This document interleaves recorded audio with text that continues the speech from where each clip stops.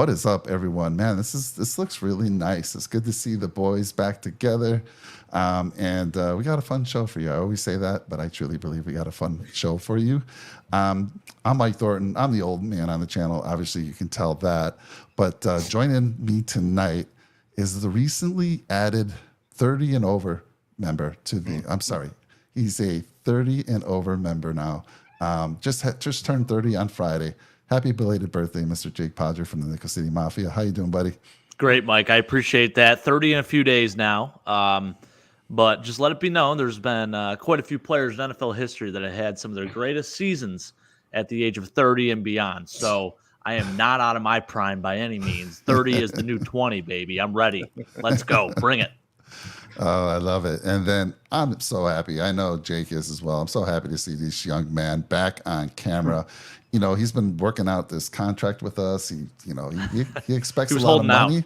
Yeah, and he deserves it. But there is, I always say this, there is nobody cooler than Mr. Sean Kula from the Red, White, and Bills YouTube channel. Sean, good to see you back on camera. How you doing, my friend? Oh, it's always good. Doing pretty good. It's been business has been booming, which is great. So a lot of the time and effort, of course, goes into that. And then by the time I get home, it's late, and then got to get family time in. And then it feels like, oh, now it's 10 o'clock. So, it's been obviously the content has to come second. But whenever I get a chance, I love to chat it up with the guys. And I'm happy to be working with Keith. And, this isn't a summit video, but the first time together, with Nickel City Mafia and Keith with me. So happy about that. And, it's not about the money with you guys. It's the amount of years. You guys are. I want less years so I can get another contract in my prime. So, I love that. The money's fine, but let's get the years down.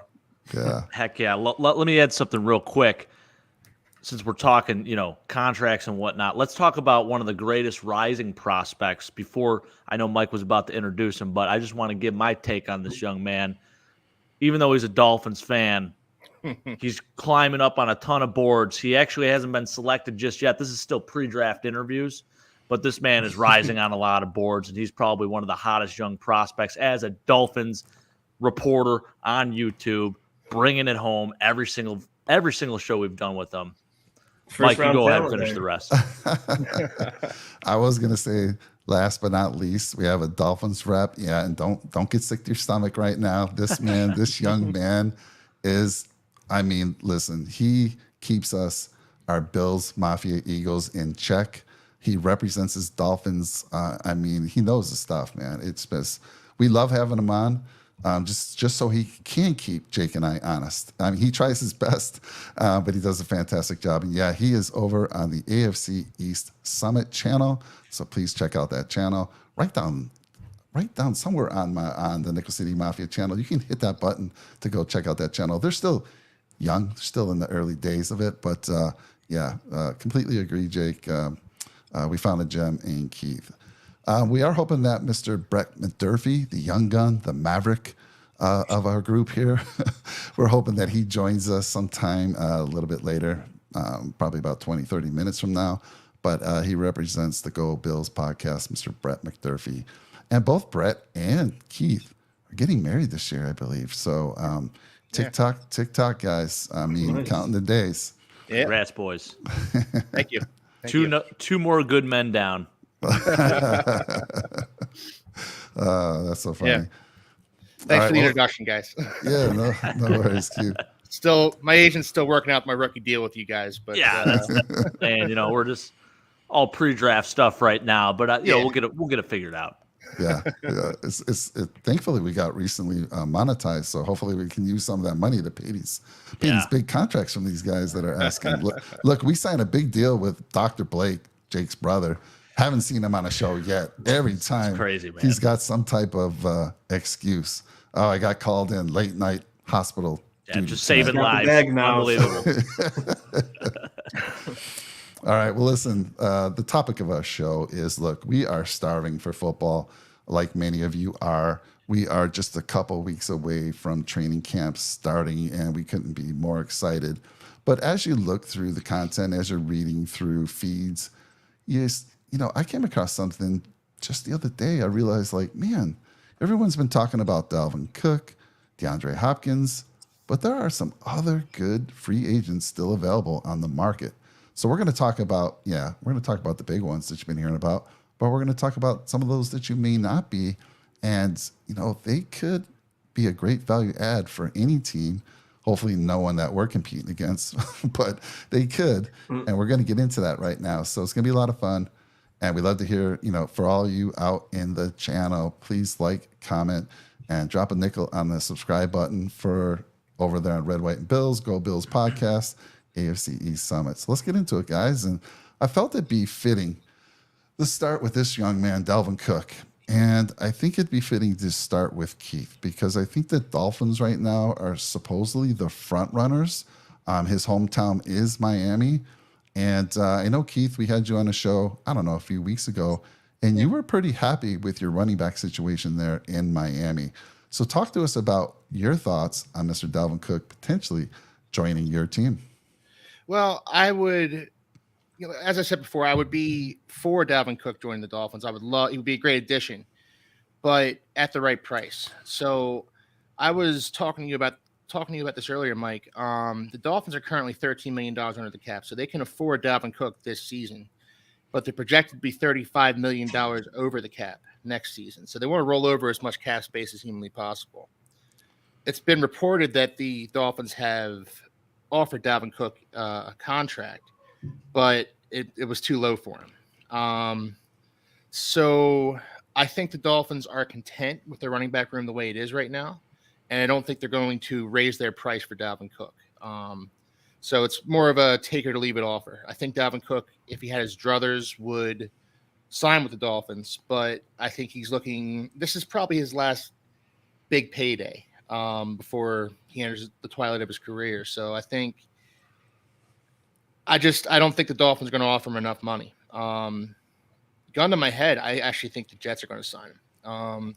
There's a big gaping hole at running back where Breece Hall used to be, still is, but he's coming back from that ACL injury. So as much as it pains me to say that, I think the Jets are going to sign Dalvin Cook.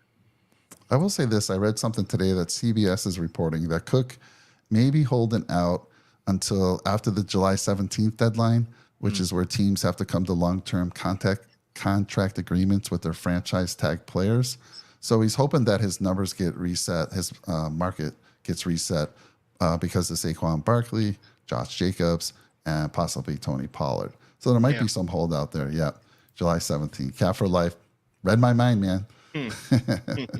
Let me throw it to Sean. He is a Fins fan, too. Yeah. Let me throw it to Sean because, Sean, there's talk that a whole AFC East is after this Dalvin Cook. I mean, obviously, we have one of the Cook brothers on our team, and they've publicly said, hey, we'd love to work with each other. But talk to us about that. Do you even see the Bills even making that attempt, or who do you see Mr. Dalvin Cook going to? Well, the Bills absolutely not. Even if I'm sorry, my cat just hit something here. Even if it'd be a good idea, we just don't have the money right now, and there's more important needs that are going to be coming up that we need to fulfill. And we got Damian Harris was a running back one, James Cook running back one potential, and we got a pretty loaded room for a team that doesn't utilize the run too much. So I'm not worried about getting him. Of course, he's a great player, and yeah, he's getting up there in age, but he has yet to actually fall under 1,000 yards and decline as people think he may be declining now.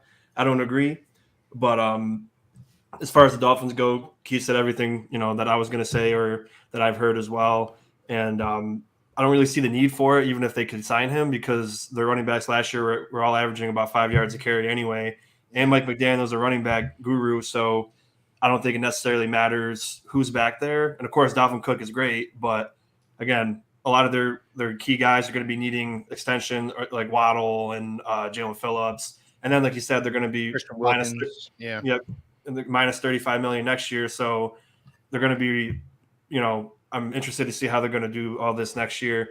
But my pick, who I think is actually going to get them, is New England, because they have like $150 million saved up in the cap, so they could get Cook and Hopkins, and then it's a four-way race for the AFC East, because New England's, they're already sneaky to team anyway, and I mean, they do have Ramondre Stevenson, But if they really wanted to, they could get Cook, and I think it'd make more sense. But also the Jets too, because a lot of people think Breece Hall is going to come back week 1 and be great like last year. But I mean, 98% of the time, running backs don't come back the same after an ACL injury. Saquon and Peterson are the only 2 guys I can think of. I'm sure there's a couple more. Jake probably knows, the history of some of the people. But from my mind, what I remember is only like 2 or 3 guys that have came back better after, or the same after an ACL. So it makes sense for them. But then also for them, they have the Aaron Rodgers contract. It's $1 million this year, but 60 plus next year. And then they got to sign Quinnen Williams and Garrett Wilson and all these people. So they're also trying to play it safe as well, because they're going all in after not making the playoffs for 13 years. So like, oh, we have to win now. So we got Aaron Rodgers, we got to get all these players, all these pieces, and then we have to win. So they might do it on a desperation, just as an insurance policy. But as far as what makes the most sense, I think New England, because they have all the money that they would need for if it doesn't work out, they really burn them bad. And then, they let go of Robinson, didn't they? James Robinson, they already let him go. So it might be nice to have a committee now that Harris and Robinson are gone. So I'd say the Patriots. Interesting. Yeah, so, one of the knocks on Dalvin is there's a lot of wear on those tires. But last year, he played in every game.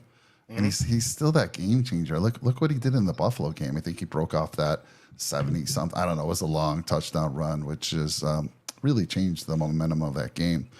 But, Jake, let me throw it to you for your thoughts. And Cap for life, what are you hoping for? Are you hoping that the Dolphins get Dalvin Cook? You excited to see that? Jake, let me throw it to you for your thoughts, man. Yeah, well, I think just first off, talking about the Buffalo Bills, obviously I think that was always just a pipe dream. It was never going to happen. It was just a really cool story if it did, because, of course, he'd be playing with his brother James Cook. And, I think that would be a really cool thing, obviously. But no chance it happens. I don't think there's any way that the Bills sign this young man. While it would be awesome, there's just not enough money to go around for that. Then you look at Keith's Dolphins, which I agree with Keith. I think it's probably out of the running. And, it has a lot to do with cap room. And also they drafted Devon Achane as well. Yeah.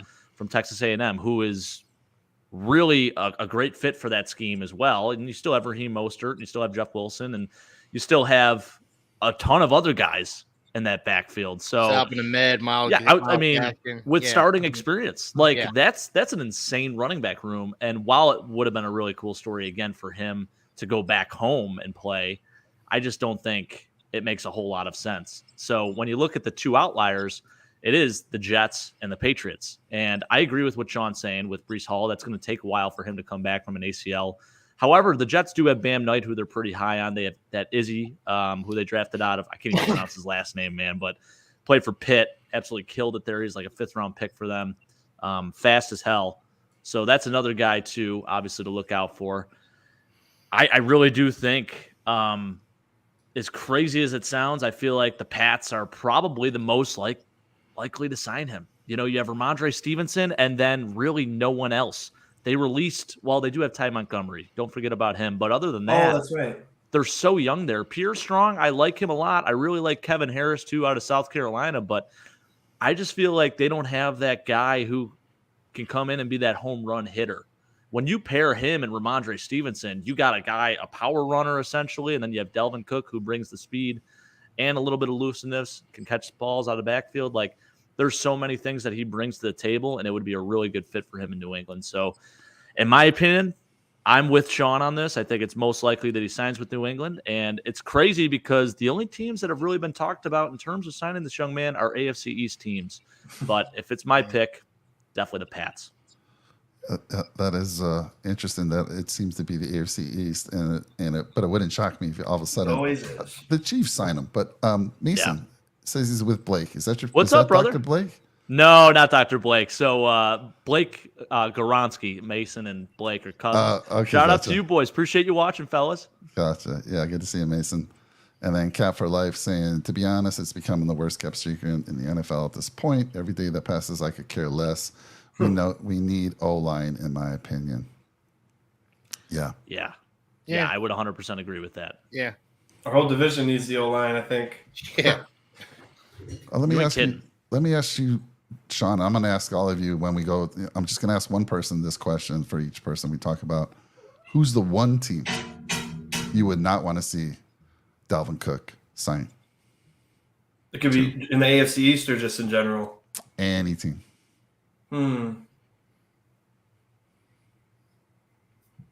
Bengals, Chiefs, or Eagles? Yeah. Well put. 100%. I think that'd be our answer for most of these. But it'll just add the insult to injury. I mean, even if the Patriots get them and then they get D-Hop or something. I mean, Hunter Henry, Gesicki, D-Hop, Juju, who's that? Tyquan Thornton. He's fast. Yep. They got someone else too, don't they? At receiver. For the Pats. Oh, they got Parker. Yeah, Devontae Parker still. And I mean, Kendrick Kendrick Bourne. and Ramondre. Yep. And they got a good defense, so they're already pesky to all of us in general. The Jets still haven't beaten them in 15 years, so you got that. And then they always give the Dolphins and the Bills a tough game for the most part. I mean, there's always once in a while, they get blown out, but Dolphins split with them last year. Yep. And became, the first one was kind of close. It felt closer than it was, I think, if I remember correctly, for us. Yeah. But yeah, so can never count them out. But honestly, if the Eagles, they have enough people. They shouldn't even have a draft next year. They have so many good people on their team. So, if they got him, that's another thing. And then, the Bengals might, because they don't have. I don't know what Joe Mixon's. Good point. What's going on with that? Yep. And then, if you got him and Joe Mixon, because they don't got P. Ryan anymore, so right. Yeah, that's true. And it might be Maybe the best thing for Dalvin to not be 30 carry back every game or 20 plus carries, because he still gets 1,000 yards, but if he wants to play, even same thing with Henry, you notice that he's still dominating, but you might want to give him a little bit less so he can thrive a little bit longer. And if he goes to a team like the Bengals or even the Chiefs, match him with McKinnon and they got Pacheco too, so I don't think the Chiefs would spend extra on a running back after they. I would say the Bengals are an outlier. They're a team that, or a dark horse, I should say.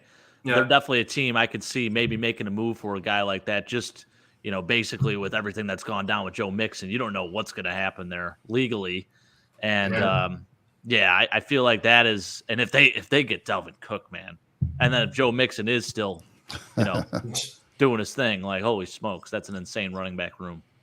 Yeah. Well, let me ask you one last question, Keith. By the way, if you see the number next to the player's name, that is the age they will be when at the start of the season. So Cook, 28 years old, doesn't feel like that old, but man, he took a beating in college, take a beating in the NFL. But like I said, last year he played every game.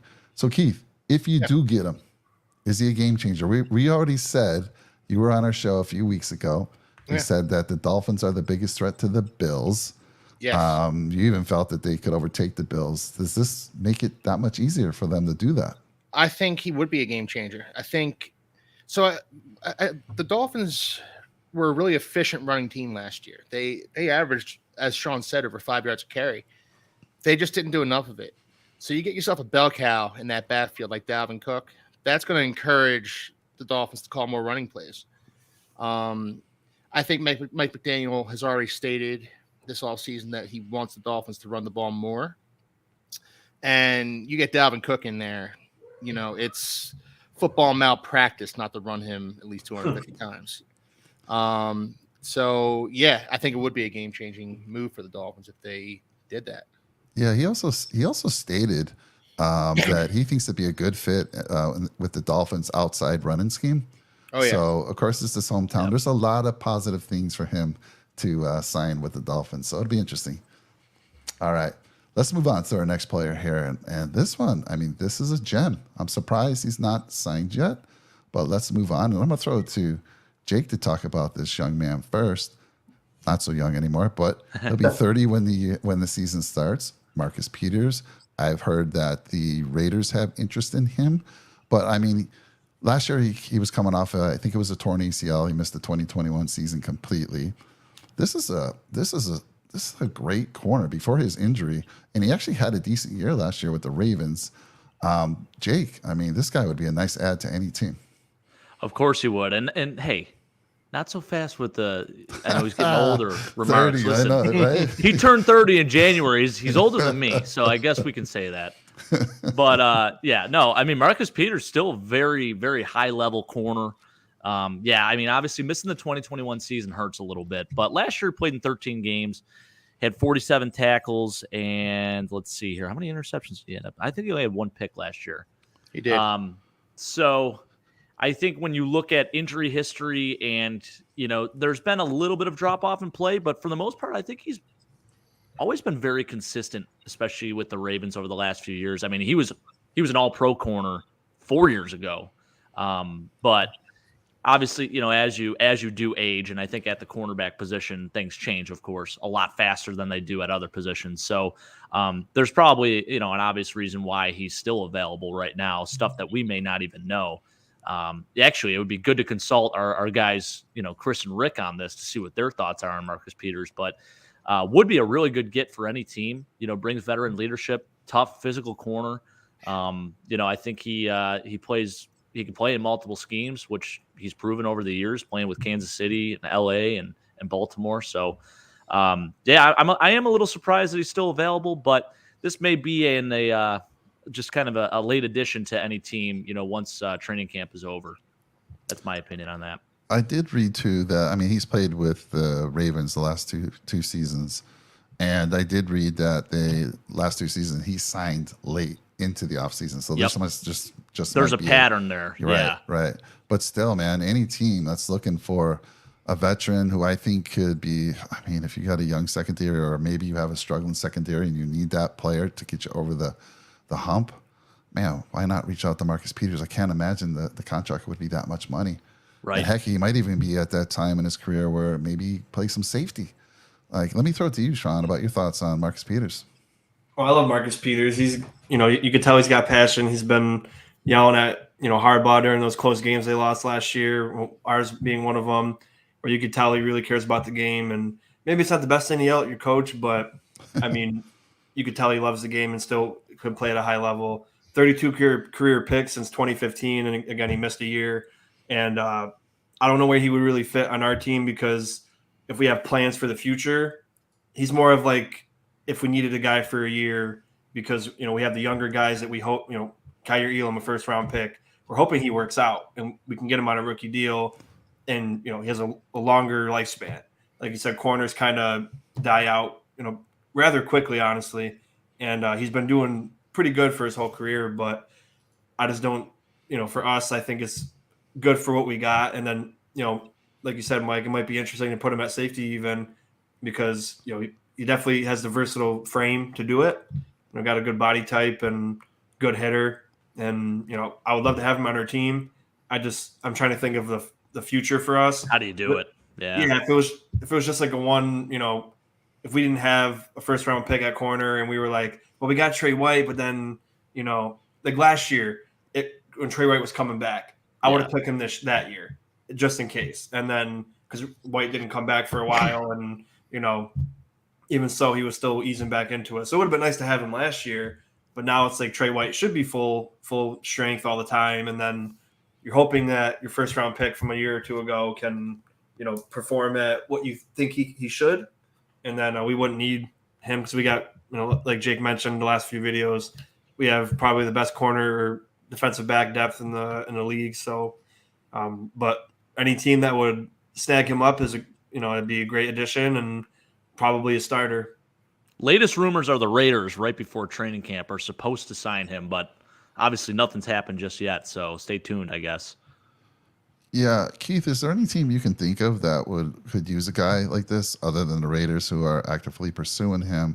I mean, I think all the shows Jake and you and I did, Jake, as far as comparing to other teams, most secondaries were pretty good, actually very good. I think if anything, Cincy might have had their safeties, but again, that would be a big shift for him to come over and just automatically think he's going to be able to play safety and be a star there. But he's got that build, like Sean said, over 200 pounds, 6 foot, just the size that I like him. I mean, I like those big physical guys, especially playing safety. Oh man. And he's always been good against the run game. So, Keith, any thoughts that you have? Maybe a team that you could think of that could really use a guy like Marcus? Honestly, looking at it, I think the Vikings could use Marcus Peters. Go on. The Vikings have a very young secondary. They're currently slated to start Mekhi Blackman, a third-round pick, at one of their cornerback spots this year. And outside of that, they have Byron Murphy, Joequan Williams. I mean, it's not – they don't have a very good cornerback room right now. And what they could use more than anything is a veteran presence to mentor these guys and bring them along a little bit and provide some stability back in that secondary. So I've heard the Raiders rumors, but I think if the Vikings were smart, they would kick the tires on this guy. That's a great call. Well put. I was just looking at PFF, and you're absolutely right. They could definitely use somebody like him. So interesting stuff. Let's see here. What else we got there? Cap for Life. I love how Cap for Life gives us all this inside information. He says, and I can also see Peters being a hybrid Mike, freelance more. Yeah, for sure. Yeah. Yep. Brian Flores loves secondary guys. Yeah. Good stuff. Cap for Life. Let's see. Cap for Life, are you out there in Miami? Are you in Florida? Where are you based, sir? Love to hear it. All right. Let's move on to the next player here. We got some good ones. Another one. This guy, I think, sort of how we signed Leonard Floyd. This is another guy in that mold. And let's go to him right now. Bring him up. Let's see if I can say this name right. I've been practicing it, but I know I'll get it wrong. But let's go. Yannick Ngakoue. Very good, Mike. Ngakoue. Nice. Very good. All right. So this dude has been a sack machine, pretty much like Leonard Floyd. He's only 28. He's only going to be 28 at the start of the season. The only knock on this, I'm going to say young man, because anyone 30 and over is old in my book these days. But this young man, 28. Just keep rubbing it in, Hey, we're all there, though. The three of us are. Sean, not yet, but I'm going to tell you what, man. I'm going to tell you what I tell my kids every year. You're catching up to me, Jake. I am frozen in time right now. You are catching up to me. Yep. But this young man is only knocking him is the run game. He's not very good against the run, but my goodness, who cares if you can get 10 sacks a year and bring the heat? So let me start with Sean on this one. Well, the question, the thing that makes me nervous about him is it's going to be a 6th team in 6 years. So, I mean, there's a reason why he can't be long-term with the team. His numbers are there, minus Baltimore. I think he only had 3 sacks. And then I think it was Minnesota. He only had 5. But, I mean, 65 sacks in his career. He's definitely great at, being a pass rusher. But something worries me when it's like, okay, 5 teams in 5 years. This will be a 6th team. And again, for the Bills standpoint, I just don't know where it fits, and I don't think it's necessary. And not that he's not good, and not that we're the best team. You can always improve, but when you look at who we got, it's just like you still got Boogie Basham and Epinesa that you hope that are going to be great. You hope that Rousseau is great, and then you got Leonard Floyd you just brought in and Von Miller. Your edges are pretty packed up. So I just don't see that the Bills getting him at all. But definitely talented. It's just the concern for me is why it'll be a 6th team in 6 years. And I don't know that answer. I don't know if you guys know or can, speculate what the reason is, but maybe he kept betting on himself and teams were just like, he wants too much money, let him go. 1-year deal, let him go. And then, I want this much money, we'll let you go. And maybe that's just as simple as that. And maybe he's looking for a place to find home for the rest of his career, and anywhere he'd go would be he'd be a playmaker, but I just don't see, as far as Buffalo goes, Yannick going to the Bills. I mean, so his first 4 years with Jacksonville, and then he had played for Minnesota and Baltimore in 2020, so he was traded obviously there. Played with Vegas, and then finished with Indy. So Vegas signed him for a 2-year, and then they traded him last year over to Indy, which was a little crazy to me considering how bad of a team Indy was last year. So I don't quite understand that move there. But Jake, any thoughts on what Sean's saying with this being his, 4th, 3, 4, 5, 16? Well, yeah, and it's crazy. He's been traded twice now. So don't forget he was traded from Minnesota to Baltimore mid-season. And then he was also traded from the new team he signed with, the Raiders, to Indy. So it is interesting. I don't know if there's a personality clash or what it may be. I mean, and like Sean said, the numbers are there. I mean, he's been putting up really good stats the last few seasons. Almost 10 sacks last year, 10 the year before. So, obviously he can get it done. And as a pass rusher, I think he is amongst some of the best in the league here. But I think when you're looking at teams that are potential landing spots, I know the Cardinals have been mentioned. The Bears, they're pretty young at that defensive end position too. I think they actually would benefit the most from it, especially after signing Tremaine Edmonds and kind of bolstering up that defense a little bit.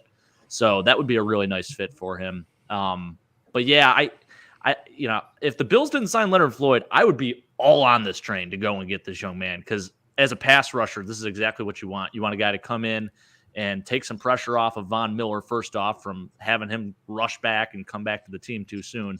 That's essentially what Leonard Floyd is doing. And when you look at Yannick versus Leonard, they're pretty close. I mean, they really are in terms of statistics over the last 3 seasons. They're almost right in line with one another. So, I mean, I wish him nothing but the best, of course, but it is a really good point that you bring up, the fact that he's been traded twice and he's been on multiple teams across his, 8-year career or whatever. Yeah, it's interesting though, because you haven't really heard anything. Normally you hear about those issues that somebody's having.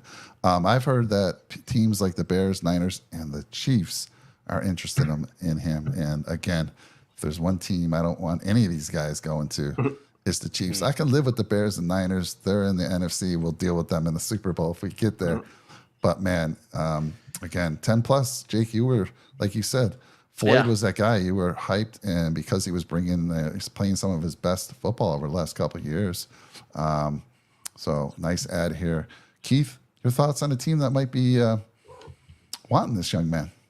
Well, I actually agree with Jake. I think the Bears would be it would be a good idea for the Bears to bring him in. They're lacking in edge rushers right now. Looking at their depth chart, they don't really have much at the end position. They have a bunch of unproven guys. DeMarcus Walker doesn't inspire much confidence.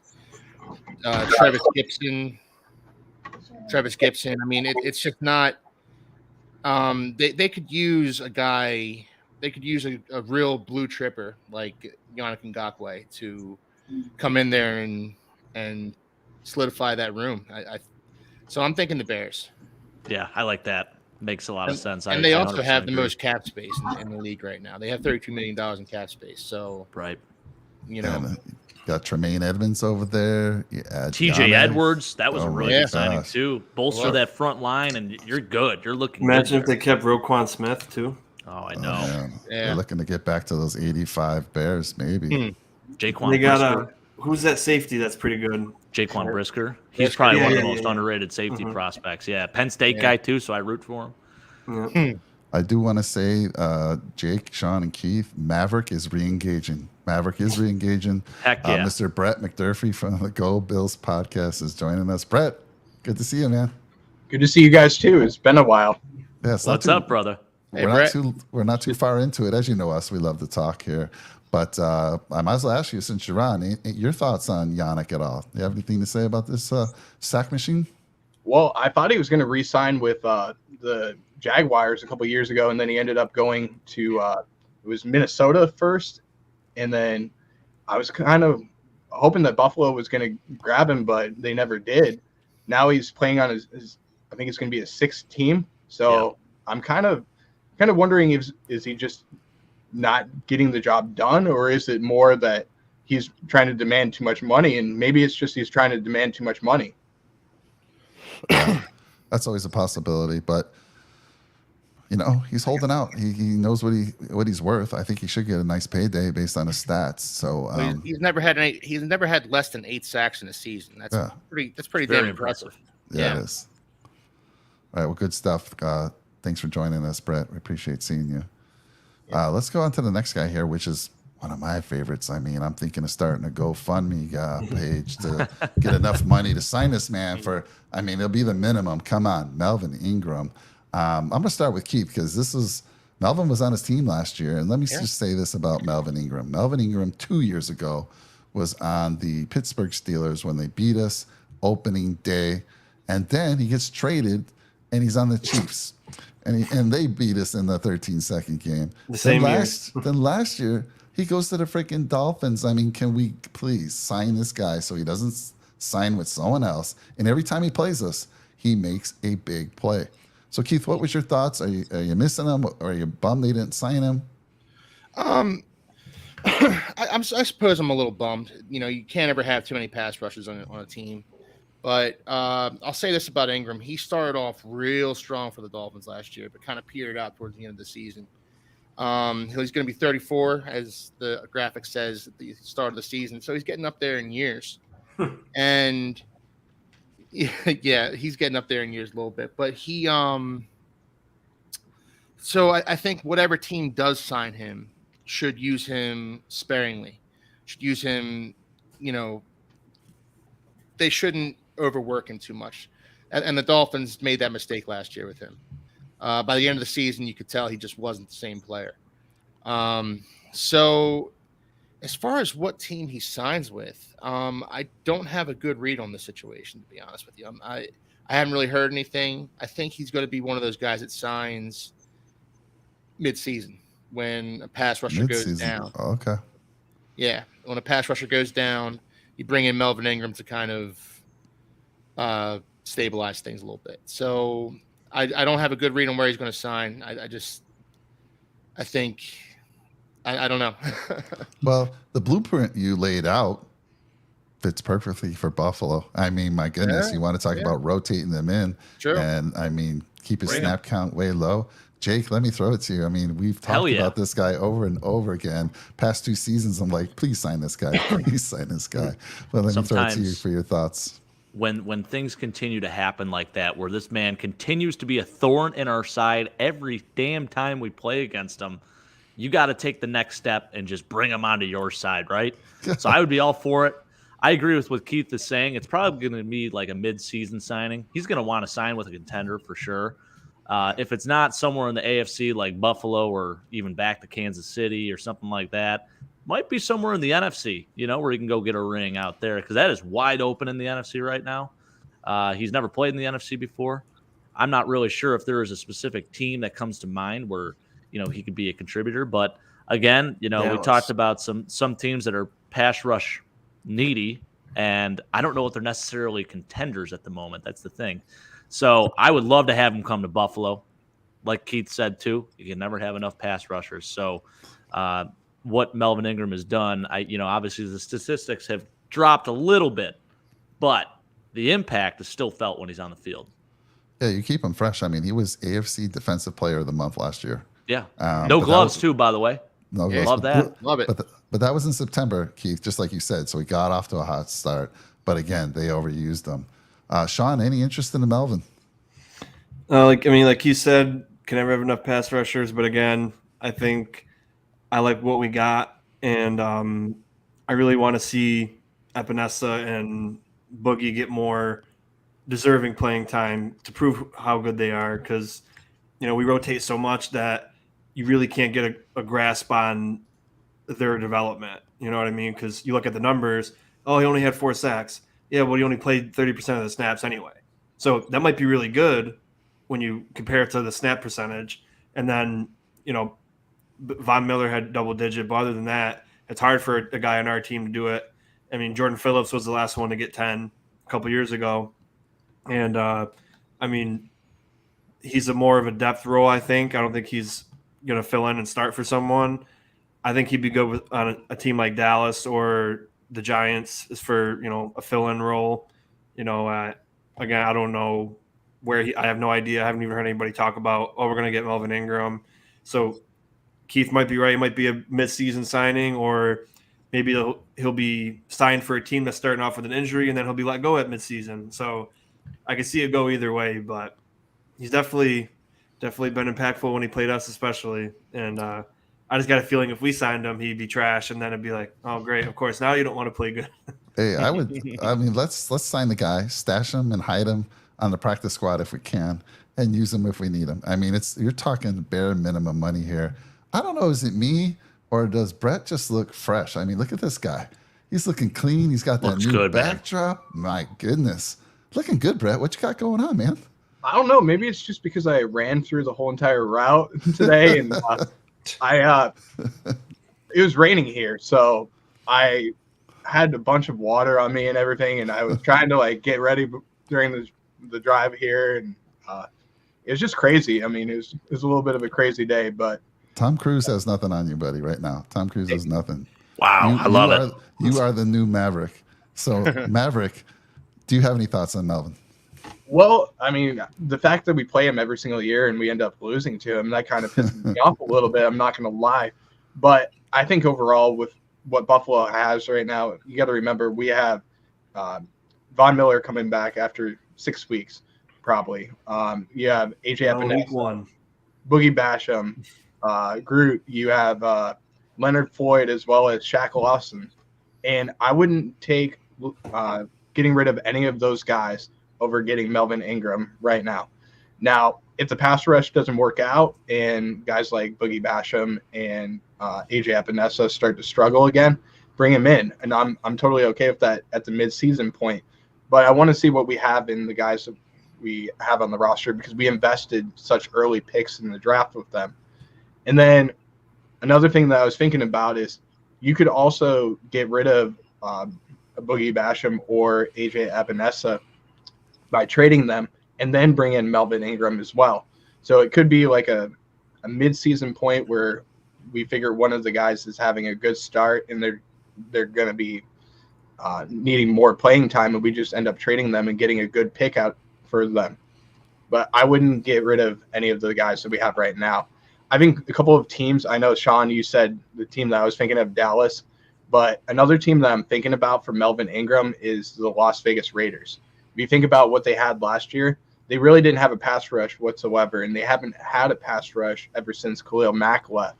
And they do have Max Crosby, but they don't have another answer beside him. And I think that with Melvin Ingram, he'll strive with another guy. Chandler Jones, don't forget, though. They do have him. They do have Chandler Jones. He's there. Don't get me wrong. But you also don't have another factor that can play. And they didn't have a pass rush. Remember, I think they had 18 sacks last year, which was by far the lowest in the NFL. So they need to generate more of a pass rush.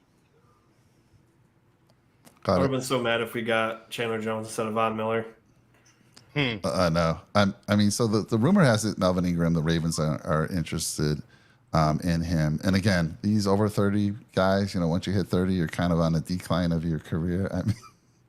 I mean, this gentleman next to me, Mr. Jake Podger here, just turned 30. He can tell you, I mean, his career was ended before the age of 30 through concussion, torn ACL.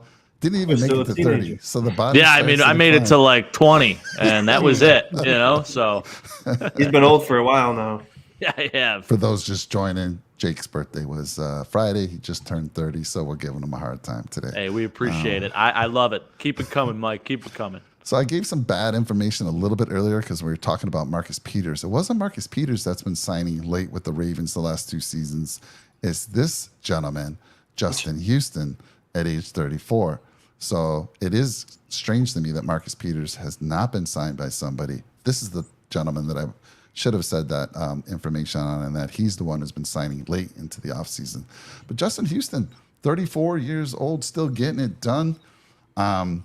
Let me throw it to, let's see, who's the Raven fan here? We got some Raven folks on our channel, so I'll let Jake go first, talking about Justin Houston. I mean, do they re-sign him again? I mean, he's still doing it at the age of 34. He could be a nice add to anybody. And this is another case, and actually it's interesting because we just talked about Melvin Ingram where his numbers have declined. Justin Houston actually went up. He had 9.5 sacks this past year, looking like the old Justin Houston from KC. A lot of people don't probably remember this, but back in 2014, this guy put up 22 freaking sacks. Are you kidding me? Yeah. I mean, he's been one of the best pass rushers of this past decade. And the amount of experience he brings to a team, leadership values, all that good stuff, that stuff you can't really put a price on. And I think he is at the point, obviously, right now where he wants to win a ring. So it may be a case where he does sign, late training camp or early, within the season or something like that. But just put up 9.5 sacks this past year. Didn't really technically start a game, but he was making plays all over the place. And I'm sure Chris and Rick will tell you, like, he looked refreshed. He looked rejuvenated.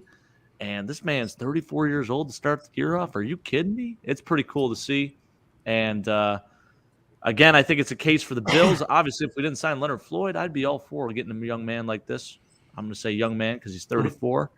And, I got 4 years below him still. So, no, I think it'd be awesome. Even so, if the Bills were still to bring a guy like this in, I mean, the leadership element alone is just huge. So I think there is definitely a good point into bringing a guy on who's a good locker room guy.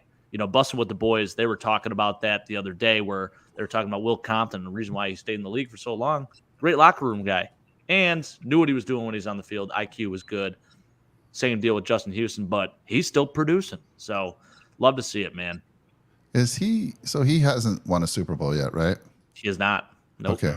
So I do want to ask you that, and I'll throw this to Sean for this question.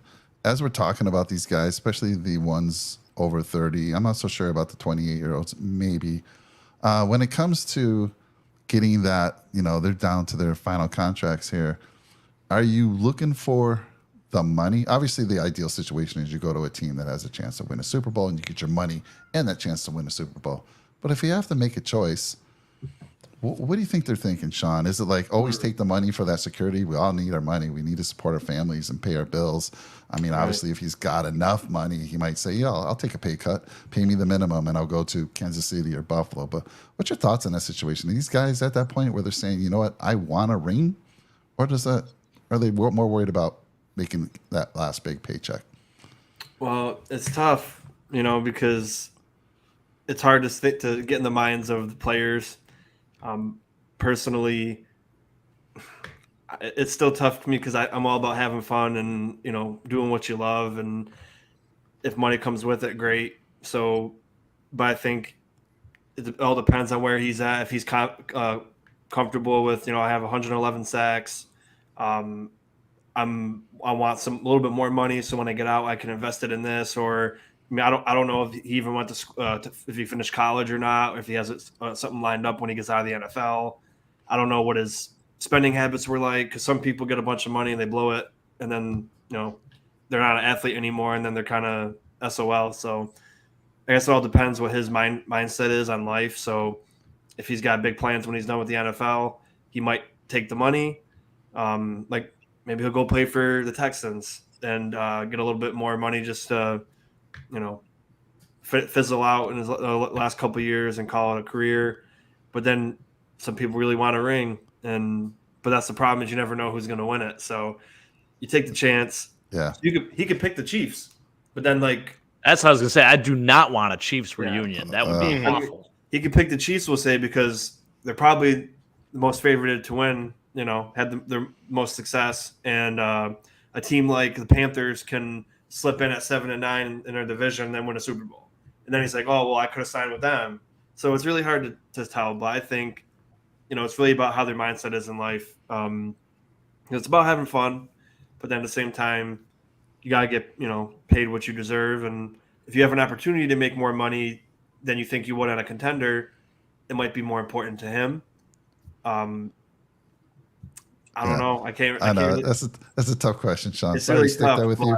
For me, I'm taking the money unless I have just a bankroll just put in the bank, and I'm taking the money, of course. But let me think about it this way, though, Mike. If a contender might not want him, so then he might have to sign with a bottom feeding team, and then he might get more money anyway, and then he's fine with it. And who the number one rumored team is right now is the Panthers. So. Well, they're both. They're both a bottom feeder and a playoff contender because their division. I mean, I think the Saints got the division wrapped up this year, but last year they won it at. No, they didn't. They were close to winning it, even though their team fell apart. They were like one game away. It came down to week 18, or week 17 or 18, I think. And he'd be good. They need to start rebuilding their defensive line anyway. So who I think get a veteran like that in there. Yeah, who I think would like him? This guy is Robert Saleh. Let me give you some stats from PFF scoring on this guy.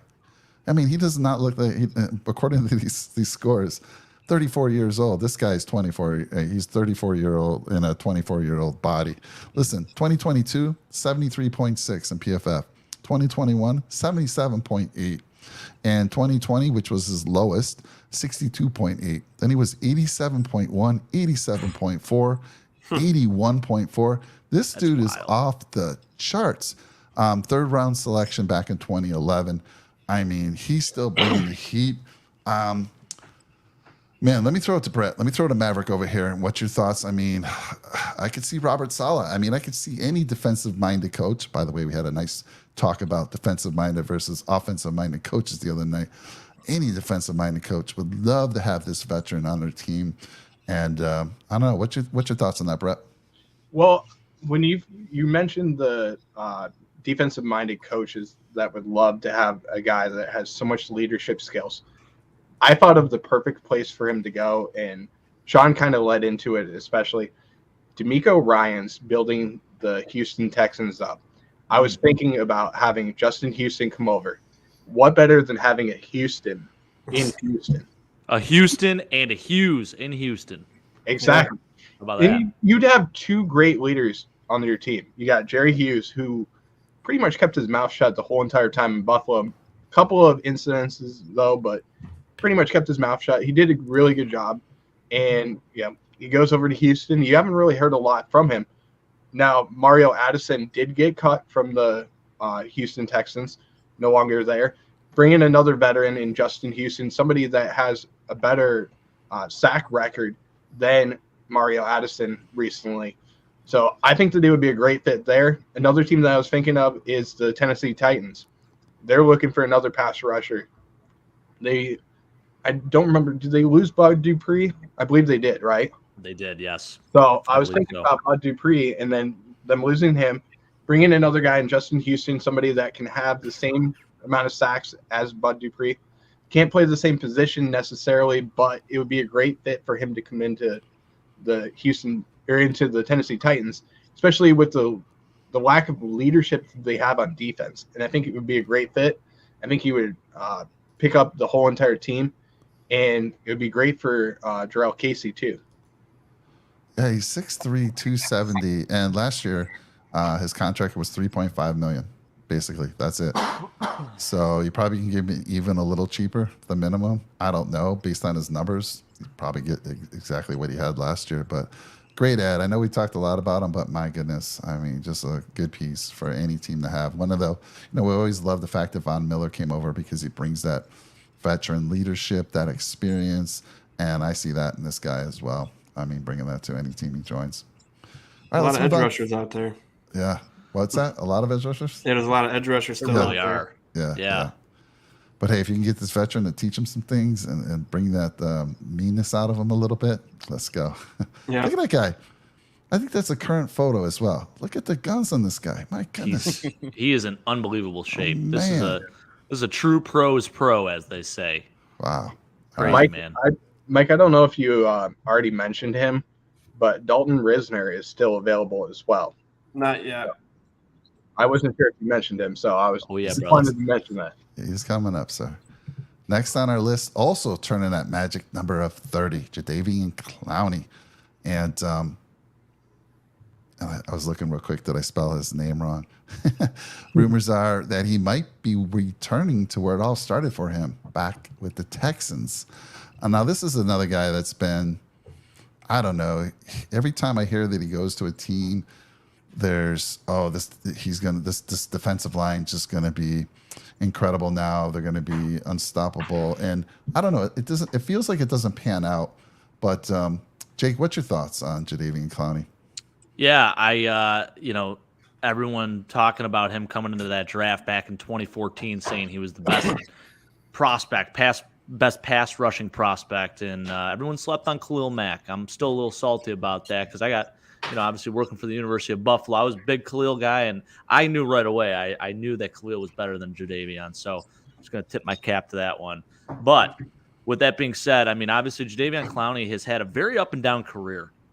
I think Houston was a good fit for him had he stayed healthy. That was the biggest issue there. He hasn't actually had a full season since 2017, where he started 16 games in Houston and actually had his best season, 9.5 sacks.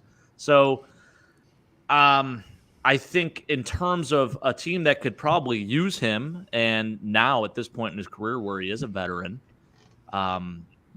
Brett brought up a very good point, having DeMeco Ryans as the coach there, bringing in some older guys to bring in the leadership value. This would be a really good fit.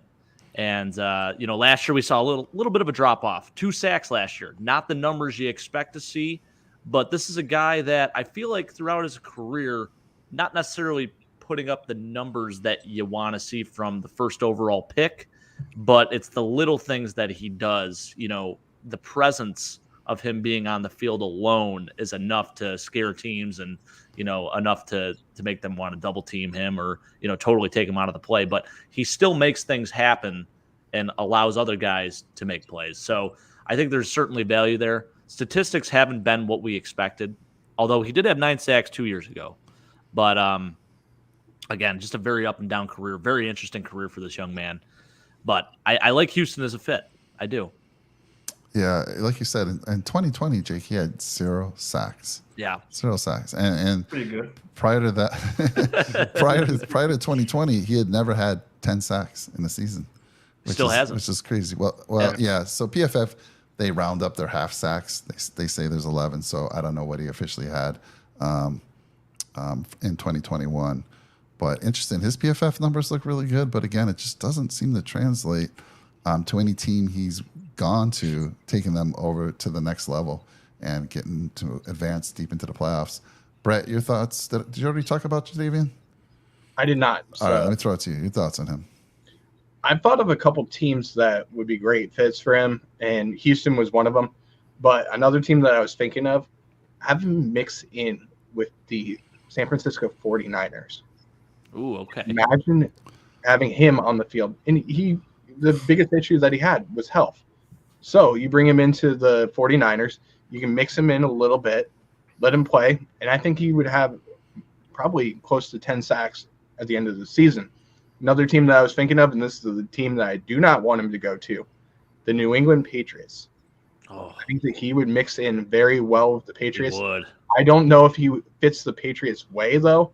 That's something that's debatable. But, I mean, if you imagine with Josh Uche and then with Matt Judon, I think it would be a great 3-headed tandem to have on the field. You can move him around quite a bit. You can also move Uche as well as Matthew Judon as well. And you can disguise coverages very well. And that's something that I know Bill Belichick is going to be watching this podcast, and he's going to be looking into it. He's going to go, man, that one guy from the Buffalo Bills, he was talking about Jadeveon. He's a brilliant guy. I need to bring him in. So he's going to remember this podcast, and he's going to come on and be like, I grabbed Jadeveon Clowney, and now we're taking over the AFC East. Yeah, I like your call on the Niners potentially being a fit for him, because I know they're looking to add to that defensive line there. They were interested in Yannick, gentleman we talked about earlier. Final thoughts on Clowney, Mr. Kula. He's probably the guy I would least want out of all the edge rushers we talked about today. I feel like he was a lot of overhyped throughout, and especially the last few years, he's not producing, what you would want, like Jake said, the first overall pick to be. I can see him going to a team like the Rams, like a team that's trash, that's just trying to get some decent people in the door, try to revive their careers. It's like in baseball when, my team won the World Series in 2019, and then since then you add veterans, and it's different in football, but you add veterans, and then at the trade deadline, if they perform well, you trade them for capital in baseball. And I feel like that's maybe what's going to happen to him this year. He might go to a team like the Rams or the Buccaneers, or a team that's just not that great, that might be trying to give you, you want to get a chance to revive your career? Come here. If it works out, we'll sign you. If not, it's a 1-year painless deal and we're out the door. Or again, could be a contending team, maybe like a Pittsburgh Steelers, who's on the cusp of, some people got them being a 3 seed this year. I'm just like, this got to be a joke, but they're not terrible. They have, TJ Watt coming back. They don't often lose with him in the game. So, they could be looking for a guy like him, maybe to add another little piece in their defense just as insurance, and, it might work out for him. But I never really liked him all that much, if I'm being fair. All right. I think the only reason that he became the number one pick was because of that hit that he had in the Michigan game. Yeah. And I haven't seen that in a college game in a long time. So that's pretty much what solidified him into being the number one pick. I felt like the Houston Texans, when they grabbed him, they thought that he was going to be the next Mario Williams, and that didn't pan out. So I'm glad that Mario came over to Buffalo, had a good career in Buffalo, and then all of a sudden couldn't do anything else when he went over to the Dolphins. But hey, that's what pans out when you go over to the cookie crumbles. Yeah, you crumble with the Dolphins. Remember, there's 2 Hall of Famers that crumbled with the Miami Dolphins. You got Mario Williams, and then you have Thurman Thomas. Wow. Yep. Yeah. I forgot to bring this up from Cap for Life. He answered this. I'm sorry, Cap. I just saw this a little while ago. I asked you where you're from. I know you're a Dolphins fan. He says, I live in front of Hard Rock Stadium on Dan Marino Boulevard, baby. Freaking awesome, man. At this rate, I'll be living here with the amount of rent cost in Florida. Good stuff. Good stuff. Thanks again, Cap. All right. Let's move on. So I'm gonna throw this right to Brett because he brought this on. He's like, did you talk about my guy Dalton Risner? No, but we are gonna right now. There The he lookalike, Sean Kula, a little bit, Sean Was it Risner. him? a little bit. Nah, I don't think it was him. We're the Wasn't it same somebody age. else? No, let's pull it up here. I'll pull up a picture. Sean, you give us your analysis on the show, man. All right. Well, he's the guy we talked about, right, when we were going over free agent Free agents. targets, and Yeah. I could have sworn they already re-signed him, but I guess it was someone else on their team. Oh, yeah. I see it. Oh Yeah, yes. yeah. Oh yes. You kidding Oh my me? God. I'm a little bit more handsome just because I'm thinner, a little bit thinner than he is. Absolutely. Sean, pull the But, cap up. well, my hair's all messed up because of the It's all good. But no, he's the guy that I was interested in because I was pretty sure I don't remember his projected salary, but I thought he could fit in well with what amount of money we had. But then we drafted Osiris Torrens, so now I'm a little bit less worried about guard. Definitely a great piece to add to any team. Again, the Dolphins might need him. The Bills could have used him before we drafted Torrance, and maybe even the Jets because their offensive line is, Becton's played 1 game in 2 years. I really like Becton. I hope he does well, except against us. But, he's going for left tackle or right tackle. AVT's coming off an Achilles tear, who is their best. He can play center, guard, and tackle, all excellent. So they might need a guy like Risner just in case one of the two don't work out. 'Cause I'm almost pretty sure he could flex with tackle and guard, but I could be wrong. Nonetheless, I liked him and would have liked to grab him. But again, we got McGovern and Torrance, so I'd prefer if we could get him over Bates and get Bates out of here. I'd love that.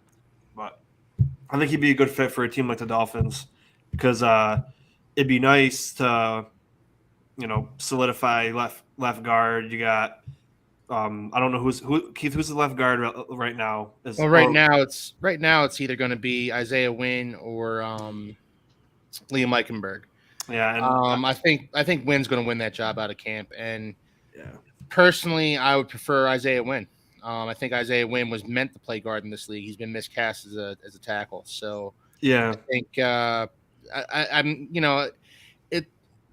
I've talked about the Dolphins cap situation before, and I'll say it again. The Dolphins, they have $13 million under they're $13 million under the cap right now, but they really don't have the money to spend right now. Yeah, it's more of like it sounds good, but it probably won't happen. And yeah, I mean, I'm surprised he's still out there, but maybe people are just waiting for getting closer to camp and figure things out. But I'm thinking the Colts, honestly, if they could use another guard, that's my thought for Dalton Risner. I thought the Bills before too, but the Bills are kind of solidifying things in the middle of their line now. So, and they only have $5 million under the cap right now, as well. So, it's you have to look at teams that have the cap space and the future cap space in order to pull something like this off, and the Colts fall into that category for me. Even Yes. the Bears too, because Yeah. that's one thing they haven't really fixed. And it's funny. I follow a bunch of pages because I like to troll people on about their teams. And there's a Bears page that always posts Justin Fields is going to be MVP, or congrats Josh Allen on getting the Madden cover. But we all know Justin Fields should have been on it, and it's just like, I get you love your guy, but come on, you gotta be realistic. But I really think I see Justin Fields as kind of like how Josh Allen started. He was on a really crappy team, and people kind of like look bad on him because he didn't throw many touchdowns, or he threw a lot of picks, or he just looked like he was wild and crazy. But I mean, Keith knows. Look how he ran the ball against you guys. Like he got that in him. He's got a good arm, and his offensive line was atrocious last year. You get a good line in front of him. You get a better. They already rebuilt their defense. They're getting better weapons on offense. They got a lot of money still, and it might be nice to add a guy like Risner to help solidify that offensive line, so you can maybe see if you got a franchise quarterback in Justin Fields. Obviously, he didn't perform well. But Josh Allen didn't perform. I don't like to do the comparison like, Josh Allen was bad, so maybe this guy that's bad could be good. But when I look at how they both started in a terrible situation, and you saw something in them where you're like, they could be good, given the right guidance and, growth, throughout the years. I'd like to see him on the Bears, again, get all the good players out of the AFC. It's too lopsided. AFC's up here, NFC's down here. Get more people over there, and it'd be nice to see on the Bears, I think. And then, like he said, I like his idea as well. Yeah, that's a great point. Get them out of the AFC. Get all those good players out of the AFC and balance it out. I'm going to throw it to Maverick over here because Maverick did bring him up. And yes, your name is Maverick for the rest of the show, Brett. I will say this. So he was that guy who pushed the Broncos starting quarterback, Brett Ripien, on the sidelines on Christmas Day. Everyone saw that. I don't know if there's something to that, maybe holding the team back from – imagine him pushing Josh Allen on Christmas Day. Oh my God, he'd be fired that day. That's ill-advised. What's that? That would be ill-advised. Yeah, ill-advised for your career. But Brett, I'll let you close it out on Mr. Risner. Well, I mean, I thought for sure that Buffalo was going to go after him, especially with the need that we needed for a guard. And I think that possibly the reason why Buffalo didn't was because of that incident. I thought of a couple teams that he could go to, a couple of NFC teams that he could go to. Arizona, a team that, Kyler Murray, he scrambles around the pocket. He has a ton of sacks, especially because he holds onto the ball so long. I think that would be a great fit. And another fit is another team in the NFC West, the Seattle Seahawks. I felt like that would be a great fit for him. Go up to Seattle, a team that's was in the playoffs, made a deep run in the playoffs, and he could fit very well there. He can make Geno Smith's life a lot easier, especially with the amount of wide receivers that they have up there now too. And imagine with DK Metcalf and making his life easier in the run game that the Seattle Seahawks are trying to establish too. I think it'd be a great fit for him to go there. Yeah, good stuff. All right. Well, we talked a lot about a guard, and I know Jake and Sean love talking about guards, but we're going to move on. We're actually making good time considering we've talked about 7 guys and we have 5 people on the show today. But we're going to, last but not least, is going to finish it out, of course, is Mr. DeAndre Hopkins, who will be 31 when the season starts. And if you look at that picture, that's him pointing to Jake up in the nosebleeds saying, Jake, I told you I'd be on the Bills. And that's at the Dolphin game. That's at a home game against the Dolphins. He just scores a touchdown and he points to Jake saying, I told you, man. Here I am. So, I mean, he's been out there for a very long time, rumored to be looking for, and why wouldn't he want Odell Beckham money? He should be getting a lot more than Odell Beckham money for sure. Rumored to be Patriots and Titans to be the front runners there. Been hearing a lot about the Patriots being front runners and some of these guys that we talked about. Oh my goodness, you want to change your team in a heartbeat? Bring on DeAndre Hopkins to your team. This is probably the biggest game changer that we're talking about. I think any team that he goes to obviously takes a huge step forward. And I'm going to ask Jake first. Jake, if DeAndre Hopkins is signed by the Kansas City Chiefs, because they could sign him, is it game over? Should we just fold in season and just hand the trophy to KC at that point in time? Maybe. I'm already No, I right mean, now as it is. he made a great point. I'm glad he came out on Instagram and talked about this a little bit, saying, I'm not washed up at all. And there's a reason, obviously he wants to get the right contract. When you look at what Odell Beckham signed for, I totally understand why he's holding out, waiting to get more money than Odell, because Odell hasn't played football in 2 years now. Like, this is a man that was on pace for almost 1,400 receiving yards last year. And I'm glad he let everyone know about that. Like, he was going off. Like, he had a monster year, and he had inconsistent quarterback play the entire year. He had Colt McCoy and Kyler Murray. Like, come on now. Let's be real. He's still a top 5 receiver if he's healthy for a full year. Like, his skill set is incredible. I know he's 31 or going to be 31, but, like, this dude's a baller, and he's got a lot of years left in him. I think 5 good years, to be honest with you. I think he is a guy that can convert and play like Larry Fitzgerald did later on in his career and play in the slot too. Like, there's just so many options with this. So I think he might be looking for like a 2 to 3 year deal, and he wants the right price. And New England, as much as it pains me to say, they have the money to do it. And boy, would that bolster that receiver room. And with Bill O'Brien as the OC, what is a quarterback's best friend, a veteran top 5 receiver? Holy smokes. You imagine what that would do for Mac Jones as well. Like, that would just be astronomical.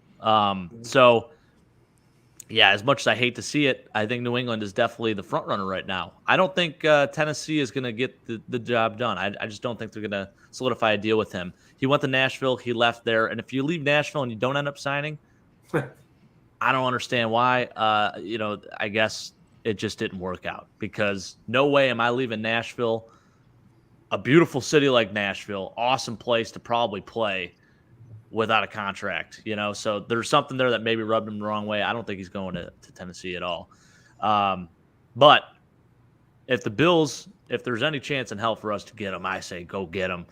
Come over here, eat some buffalo wings instead of clam chowder out there in Boston. Clam chowder is pretty good too, though, Jake. It is, but it's not as good as buffalo wings. I'll tell you that. I'll be trying those in a couple months. Heck yeah, brother. There are rumors that the Chiefs are interested, by the way, but both the Bills and the Chiefs, as far as cap space go, they're 2 of the worst in the league. Mm-hmm. So it'd be interesting. But again, is the cap real? I asked that question. Is the cap real? They seem to know all the magic that they can do and work out things. So, Keith, I mean, what's your thoughts on DeAndre? This is a game changer. Now, the one team that I do not think would be interested in it at all, correct me if I'm wrong, would be your Dolphins. Yeah, no. I don't see any need for him to go there. But, my God, I could see him beautifully on the Bills, the Jets for sure. Yeah. And, of course, we already talked about the Patriots, but, my God, and then the Chiefs get him. Like I said, I might just pack it in for the year and see what happens next year. But what's your thoughts? Yeah, I think ultimately he's probably going to sign with the Patriots, but the Jets wouldn't surprise me. And you know what? The Bills pulling a rabbit out of their hat for DeAndre Hopkins. That wouldn't surprise me either. And any of those scenarios would upset me greatly. So, but yeah, he still has a lot left in the tank. I think speed's never really been his game. It's more so been route running and hands. He's got huge hands, some of the greatest hands I've ever seen out of a wide receiver. The man just he wears size 6L gloves. It's insane. So he still has plenty left in the tank, and I think he'll ultimately go to the Patriots, and that receiver room and tight end room becomes really formidable. And Bills fans, Jets fans, Dolphins fans should be pretty afraid of that receiver room, with Juju Smith-Schuster and Devontae Parker and Mike Gesicki, who they signed from the Dolphins this offseason, and Hunter Henry. It could be pretty bad, but man, I'm not looking forward to where he signs because I don't think I'm going to be happy with the results. No Chiefs. Yeah. Let's just all say a prayer for that at least, you know.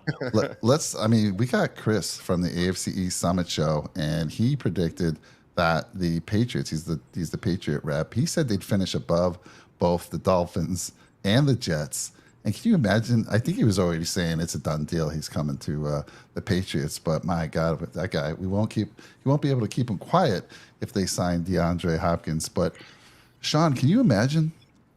Can you imagine Josh Allen throwing to Steph Diggs, throwing to DeAndre Hopkins, throwing to Gabe Davis, throwing to Dalton Kincaid, Dalton Knox? I mean, are you serious? I mean, what a game changer that would be. Bring the Super Bowl home, break the curse. Yeah. Oh, man. How can you'd have to win it at that point because if we didn't with that, they would just, he's not, the Bills are just cursed forever. They're choke artists. And, it's like when you think about basketball when they got big threes, like sometimes it's too much and it's hard to win in that way. So like you start to think if Diggs is already a big baby all the time, getting 140 catches a year or 120 catches a year and 1,500 plus yards and double-digit touchdowns, how's he going to feel if another dog receiver comes in? Obviously, I think Diggs is better than D-Hop, but they're still two of the best in the NFL. How would he react? I would love, obviously, if we can get him. Get Gabe Davis. I don't get Gabe Davis as a wide receiver 3. He's outstanding, but as a wide receiver 2, people like to look at the yards that he got. He had 170 against Pittsburgh on 3 catches. So when you look at 48 catches on 93 targets and 800 yards, I didn't, 7 touchdowns. The touchdowns were decent, but I don't really like that for a wide receiver 2. A 50% catch rate. Yeah, he got 800 yards and 7 touchdowns, but he's not reliable. You bring a guy like D-Hop, then you got 2 reliable number 1 wide receivers, and you're like the Dolphins. You got Waddle and Hill, and then you're set. That's why the Dolphins would need a guy like D-Hop because it just takes away. You already paid Hill $30 million a year anyway, and they're both outstanding. And there's a reason they traded Devontae Parker right after getting Hill last year. Right, it's too many mouths to feed. Exactly. But for us, in our instance, people often think that the Bills are really stacked, and when you really look at the offense, you got Diggs.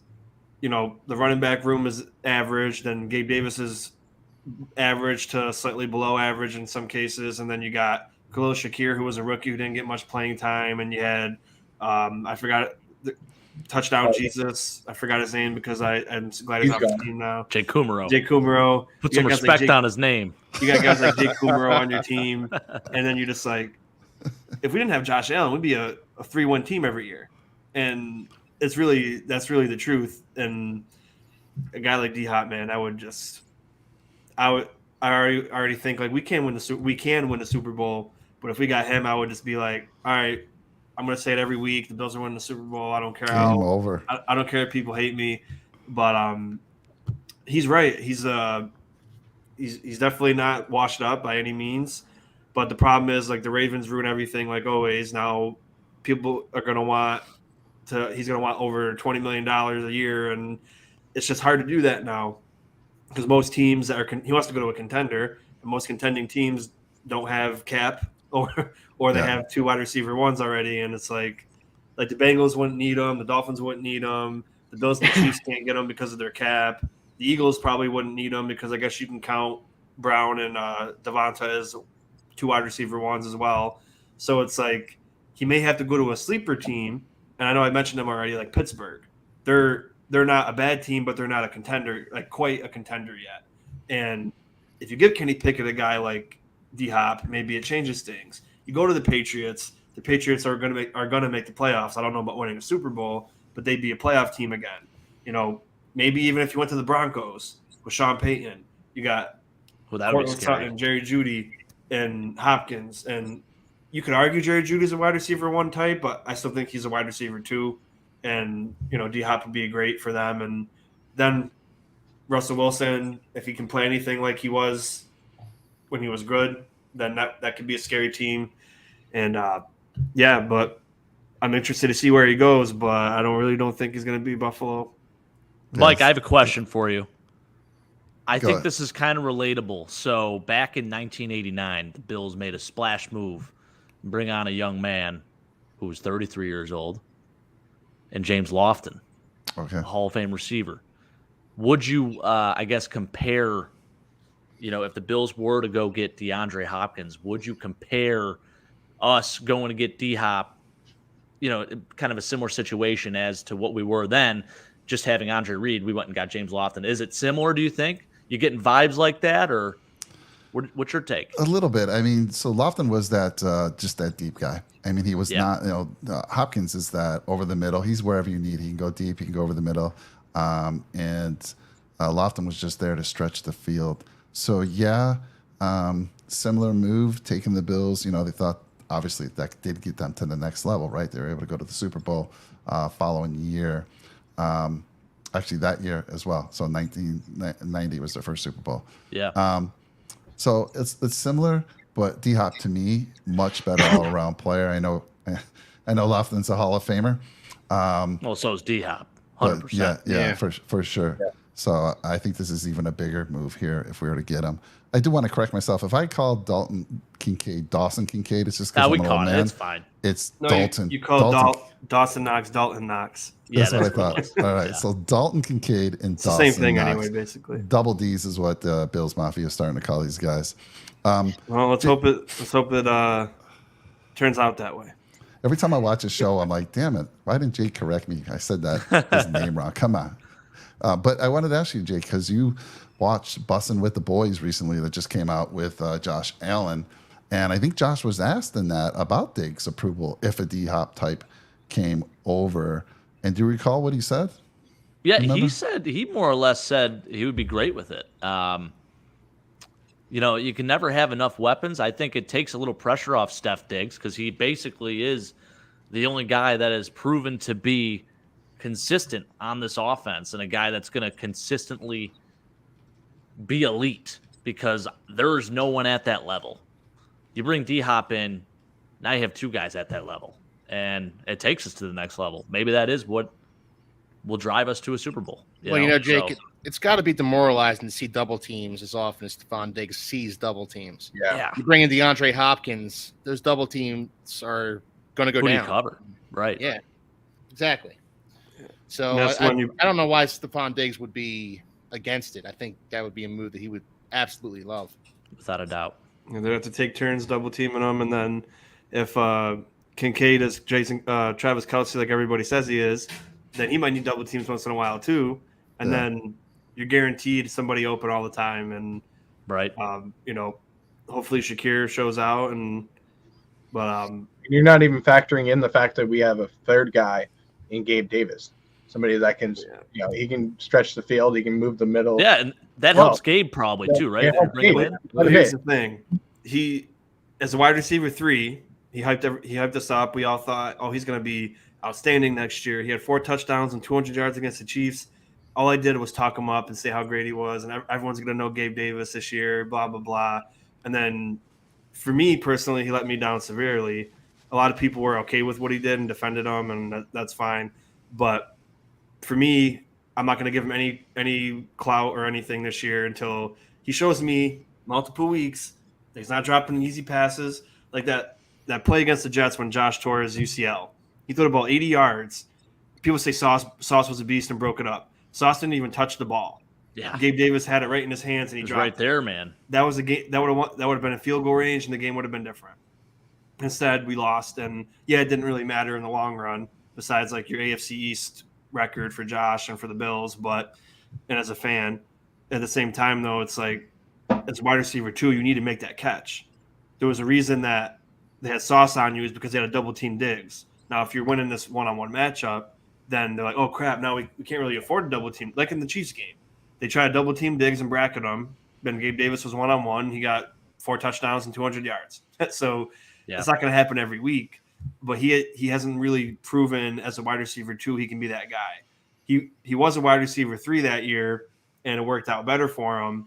And we thought he'd step up this year, and really he really didn't, in my opinion. But man, if like Mike said, if D-Hop came to the Bills somehow, I mean, Josh is he's breaking Manning's touchdown record. Did Breeze have the yards record, or was it Manning also? Whatever it is, he's getting over 50 touchdowns, 5,000 yards easily, MVP on the way, Super Bowl MVP. But no, Peyton did have the yards record. He had the yards yes, too. You're right, Sean. I'm with you, man. But again, I'm big on the future now, and it'd be nice to win now, but solidifying a great team in the long, like I always tell you guys, compared to baseball, when my Nationals, they were good for a decade. They always made the playoffs. They won division titles. They won the World Series, gave everybody away, 100 game losses in 2 seasons in a row. Now we got a lot of good young guys, and they're competing. Yeah, we're not good. We're still at the bottom, but you could tell now they got the young talent that's building up, and they're doing good. In football, I want to do the same thing, except for a situation like this to happen, you have to give up your future to bring them in and win now, and then you end up like the Rams. You win a Super Bowl. Yeah, it's great, but then what does it really matter if you stink for 10 years in a row? Like the Jets won a Super Bowl in 1960. Like people, we got a Super Bowl. It doesn't really matter. Like, but Sean, to your point, the Dolphins are kind of doing that right now as well. They're kind of pushing all their chips in the middle of the table. And you know what? If they win a Super Bowl this season, I don't care what their record is for the next 10 seasons. I want that Super Bowl. I respect that. I really do. So I get, and I'm sure. I don't know how you Bills fans feel about it, because you guys haven't ever won a Super Bowl either. So, or seen a Super Bowl. I've never seen a Super Bowl, but I'd give anything to see my Dolphins win a Super Bowl. Yeah. When you say it like that, it's like I do love baseball. Like football and baseball are my 2 favorite sports. Football is just different as far as that goes. But when we won the World Series, it was incredible because it was the first time in our history, and we had a historic playoff run. We had a 1% chance of making the playoffs that year, and we won the World Series against the Astros when they were cheating and really good. But then now it's like I think about it, but it doesn't really matter to me now, because it's like we're so bad now, and we were so bad for the last 3 years that I'm kind of just like nobody really cares about us. They just talk, oh, the Nationals suck. They're the worst. They're one of the worst franchises in the history of baseball, and it's like, yeah, we won, but now people don't really recognize us as even mattering that we won. They always bring up, well, they were 19-35, and then they ended up, or 19-31, they ended up winning the World Series. Like, yeah, it was a great run, but now look at them now. Like, but football, I think, like you said, it'd be a little bit different. Like, there's something about football that when you win, it's just like when the Nationals lose 50 games in a row, I don't go, Mike, I got to get on the air and start cussing everybody out and start firing people and doing this. I'm just like, well, there's a game tomorrow, or there's 160 games. So but football, I think you're right. I think as far as football goes, I think it might feel different if the Bills or the Dolphins won and then they stink for a decade. Then you're just like, well, we got the Super Bowl. Well, the Phillies. My Phillies won in 2008. I'm a Phillies fan in baseball, living near the Philadelphia area, and they had a decent run, and then they were terrible for a while. And you know what? I'll never forget 2008 as long as I live. That was awesome. Yeah, I will say this. Jake and I have asked this question to one another, and Sean, being someone who did see those 4 Super Bowl losses and all the heartbreaks, and I have a lot of relatives who, unfortunately, are up in heaven and didn't get to see this team win. I'm taking the win. You give me a win, sell out this year, just like the Rams did a couple of years ago. I'm good if we struggle for the next 5, 10. I don't know how long it would be, but dude, I can finally rest. And I want to see one before I go to the big sky, up in the sky. So it's just so hard to say, because it's like, look how much personally, like us, especially us 4. How freaking emotional and dramatic do we get for a regular season loss, like let alone a playoff loss? So can you imagine just for the next 10 years coming on these podcasts and just being like, well, we're 3-14, or you know what I mean? Like, can you just imagine how? God bless everyone who did any type of Bills media during the drought years. Like, wow, it's just so. Like you guys said, nothing's nothing would be more special in football than your team winning the Super Bowl. And yeah, the 2019 Nats were probably the best playoff postseason history because of what they had to do. And I still, like I said, I still love. I have all the merch, and I replay that memory in my head all the time. But it feels like it's getting ripped out of me because it's so hard to watch them because they're so terrible. But now, because the young guys are starting to produce, it feels a little bit better. But as a fan in sports, it's just so hard to watch your team suck. And the Bills sucked for my whole life until a few years ago. Mike got to see some good years. Me, Jake, and Brett didn't get to see any, but until recently. Heartbreaking good years, man. Heartbreaking. Yeah, but still, it was probably exciting to be like, well, we already know we're going to the Super Bowl again this year. And it was cool. If Kelly didn't get hurt, maybe they would have won that one. Yeah. So Sean's story, Jake, sounds a lot like the Buffalo Sabres. So watch out for the Buffalo Sabres, up and coming. A lot of young talent, looking good. And then again, D-Hop, I mean, it would be like a college football team going against, middle school football team. I mean, that's how good he would elevate. Can you imagine him going against any secondary, him, Diggs, and all the guys we talked about? But Maverick's been very quiet over there. I know he's been waiting to say something to kind of finish up the show for us. Maverick, let me throw it to you about D-Hop. Well, I would love to see him in Buffalo, don't get me wrong. But there's two teams I don't want him to go to. The Cincinnati Bengals, number one, and the Kansas City Chiefs. Third would be obviously the New England Patriots. But I really thought of a sleeper team that could go after him, and I felt like he would match up very well with their star receiver that they have, and that is the Minnesota Vikings. I think he would fit very, very well in what they have. Now, they did lose Dalvin Cook, but I think that he would fit very well next to Justin Jefferson, somebody that takes double teams. You can get rid of the double teams on Justin Jefferson. He can have a monster year again.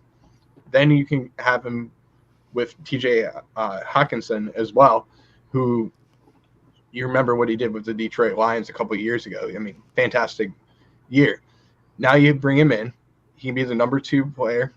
He's going to have a monster season. And you have 2 top 5 receivers for Kirk Cousins and a division that's pretty much up to either the Minnesota Vikings or the Chicago Bears to win. And I do think the Lions are good, don't get me wrong. But I just think that what the Bears and the Vikings could do, especially bringing in Hopkins, I think it blows the Lions out of the water for – I like the Lions as a sleeper team, actually, too. That would be really interesting.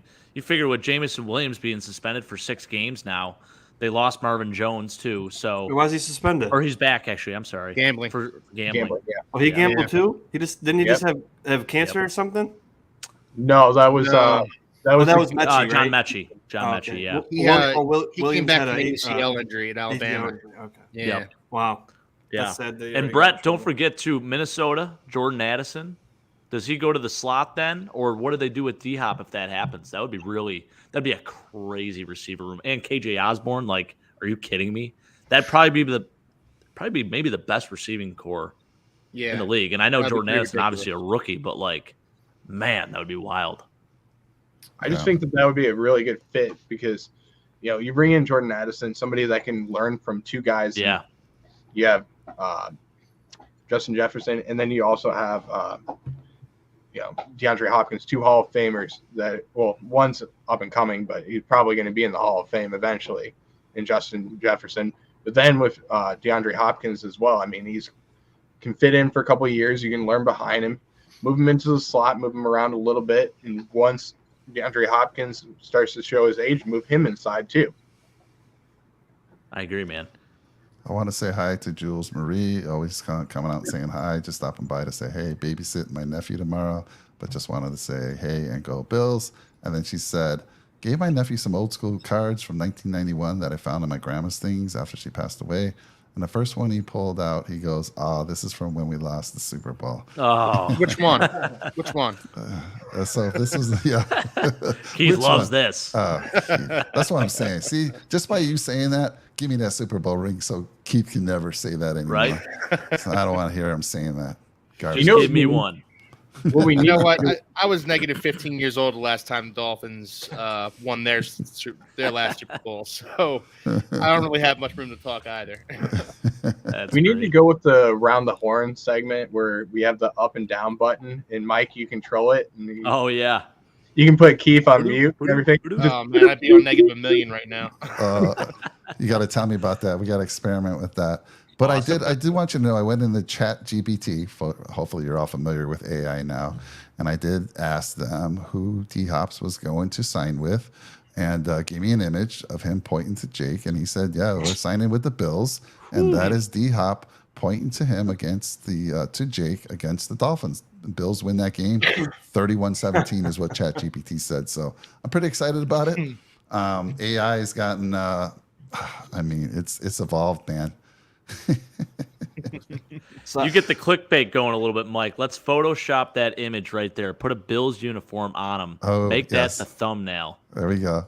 Boom. We got Sophia. Oh, Sophia, thank you. Sophia is from Hawaii. Hawaii. Thanks for Nice. rescuing our Sunday night with some thoughtful Billish chat. God bless. Thanks Mahalo. again for coming out there. Yeah, out there. People Let's like this see. They one, are. I think I was they're. watching there are two guys, they're brothers, I think. They do simulation games at Madden, and they broadcast it, and it was a Bills and Dolphins one this week, and I turned it off. It was like 32-7 Dolphins, and Josh threw like 5 picks, and they're they're like Madden can't figure out Josh Allen for some reason. They explained that it's like he makes like terrible mechanic throws, and they'll be good passes, and then he'll do like a perfect pass, and then it'll just be like the receiver goes the opposite way, and then he's like, sorry, man, because I say, hey, we should talk. They're Browns fans. Like, we should talk Bills Browns sometime. And he's like, oh yeah, we love that. Sorry, Madden doesn't figure out Josh Allen too well. I'm like, it's just a game. I don't care. It's just Madden. I thought Keith would like that because it was a Sunday night game, and we were losing like 32-7, and I was like, yeah, okay, I'm gonna turn it off.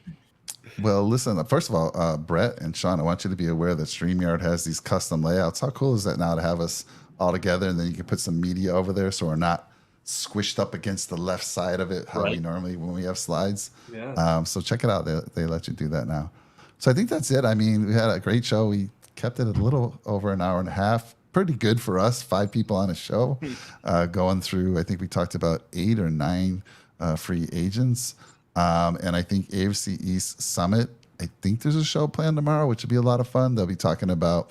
They're all going to create a defensive team from using all of the AFC East teams. So the best team that they can come up with, for a defense, I think it is tomorrow. Yeah. Best defense using all of the players from the current AFC East teams. So that should be a lot of fun. A lot of back and forth banter goes on there. So check them out. Sean, you got anything new coming out, man? Just playing everything by ear. Like I said, business is busy. And when I get home, sometimes it's late, so I don't have anything in the off season really planned yet. This is the worst part for me, because then you got all the people saying like, oh, the Browns are going to win the Super Bowl, or all this speculation and talk, and it's just like it's nauseating at times. I'm just like, oh, I don't want to hear that. I want to get right into real football and no more of this. And but when you guys keep putting out amazing content, it makes it, if I can't put it out, I'm still watching some great creators, and I love what Keith and all the other guys are doing with the summit, and eventually I'll be on that as well. And Looking forward to it. And me too. It's just hard right now to say like, oh, I'll be able to do this schedule, and I got my weekly picks that Brett's going to join with me when the season starts, and that'll be on Wednesdays because we start the Thursday game. So I'll have that going on Wednesday, and then the pre-games and post-games, whenever those happen, I'll be doing that as well. But as far as the off-season goes, I'm just going to, whenever you guys need me for something, and if ever we all, like tonight, we all were able to get together. Unfortunately, my wife got stranded in Denver, so I didn't have to go pick her up at the airport today, so I was able to do this. And, of course, I'd rather have her back and, of course, feel awful that she got stranded. But at least she's in a good city, though. That's the biggest thing. That's true. But, so, I mean, I'm always down for a show whenever I can do it. So if you guys are always welcome to let me know, hey, we're doing it this date. If you want to pop in, go ahead. If not, I always watch the show at work when I'm cleaning. So Yeah, we appreciate it. I can always expect to see those comments on our shows, which is a lot of fun. And it's just, look, if you place comments on our videos, it's so important to us. It means a lot. And we take pride in answering everybody's comments, every one of them. Jake and I will jump in there, whether it's a negative or a good thing. We try to keep it positive, and we love interacting with anyone. Yeah, we've done some shows with other teams, and man, we chatted it up with the Chiefs, the Bengals, Jets fans, Dolphins fans. It was a lot of fun. Chiefs Kingdom came after us. Chiefs, Let me tell you, they were pretty cool though. They were cool. Most of them, mostly cool. Mostly cool. Yeah. But let me go to the Maverick here, because Maverick. I had, when you weren't here for the intro, I called you the young gun, the Maverick of our gang here, and I said you're taking over the world. You can find him anywhere. I didn't say that because you didn't make the intro, but you're taking over the world. Where can the folks find you, man? Gosh, I mean, I feel like I'm starting way too many social media accounts because my phone right now, like the whole entire show is blowing up, and I had to put it on silent, I pretty much put it on airplane mode because it was going off too much. But I mean, I'm on Instagram, Facebook, TikTok, YouTube, and then I can't even think of the other one that I'm on, but too many that you can name, to be honest with you. All possible social media platforms, you will find this young man on there. Pretty much. And Threads, Brett, are you on Threads yet? No, not yet. You better jump on it before they make you pay for everything. I was thinking about that, and I was gonna ask you guys about that because I've never heard of it, to be honest with you. I just got on mine for my cleaning company.